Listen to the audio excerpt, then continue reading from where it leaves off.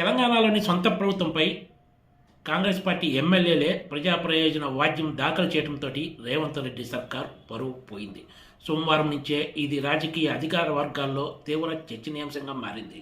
వేల కోట్ల రూపాయలు విలువ చేసే కాజాగూడలోని 27 ఎకరాల ప్రభుత్వ భూమిని ప్రైవేటు సంస్థలకు దక్కేలా చేయడంతో పాటు అక్కడ భారీ భవనాల నిర్మాణానికి జీహెచ్ఎంసీ అనుమతులు ఇవ్వడంపై కాంగ్రెస్ పార్టీకి చెందిన ఎమ్మెల్యేలు హైకోర్టును ఆశ్రయించారు.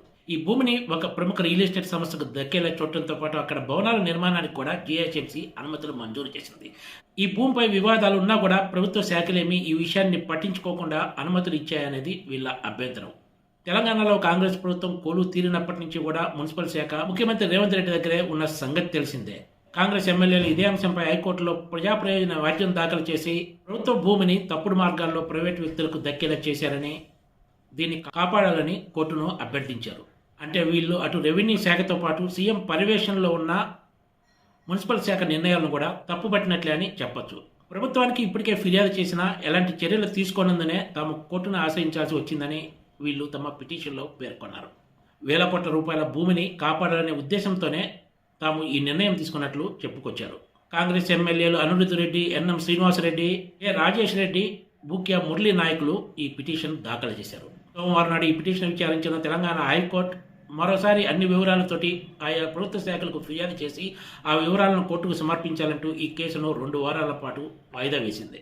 అయితే కలకలం రేపని ఈ వ్యవహారం వెనక తెర వెనక ఉండి కథ నడిపించింది ఎవరన్న అంశంపై ప్రభుత్వ పెద్దలు దృష్టి సారించారు.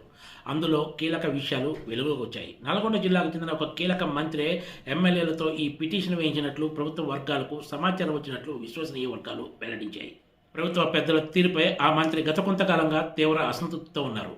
తెలంగాణలోని కాంగ్రెస్ ప్రభుత్వంలో కొంతమంది మంత్రులదే ఆధిపత్యం కొనసాగుతుందనేది ఆయన ఆగ్రహానికి కారణంగా ఆ పార్టీ వర్గాలు చెబుతున్నాయి. కీలక స్థానాల్లో ఉన్న వాళ్ళకి చిక్కు పెట్టడానికే ఆ మంత్రి తనకు సన్నిహితులుగా ఉన్న ఎమ్మెల్యేలతోటి ఈ మోడల్ను ఎంచుకున్నట్లు చెబుతున్నారు.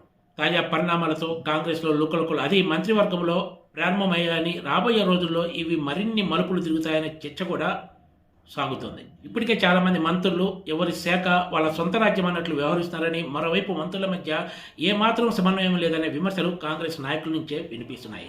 ఈ తరుణంలో ఒక కీలక మంత్రి సొంత పార్టీ ఎమ్మెల్యేలతోటి ప్రభుత్వంలోని కీలక శాఖలపై ప్రజా ప్రయోజన వ్యాజ్యం దాఖలు చేయించడంతో ఈ వ్యవహారం పీక్కి చేరిందని చెప్పొచ్చు.